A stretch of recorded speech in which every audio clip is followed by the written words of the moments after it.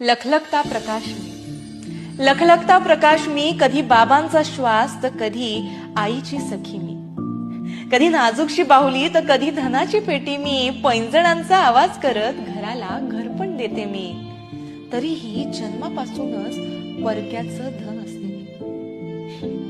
सप्तपदी चालून बनते कुणाची अर्धांगिनी मी, नवनात्यांना आपलंच करत स्वतःची ओळखही पुसते मी. जबाबदारीने कर्तव्य निभावताना वातीसारखी अहोरात्र जळते मी, तरीही भरल्या घरात परक्याची स्फोर असते मी.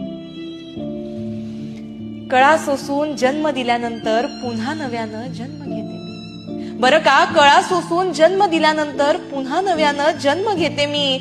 इवल्या अशा पंखात माझं सारं जग सामावून टाकते मी. पिलांना झेप घेता यावी म्हणून माझेच पंख छाटते मी.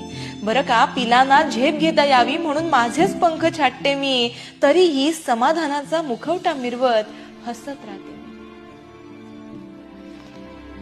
आयुष्य असताना प्रश्न पडतो, नक्की कुणाची कोण मी?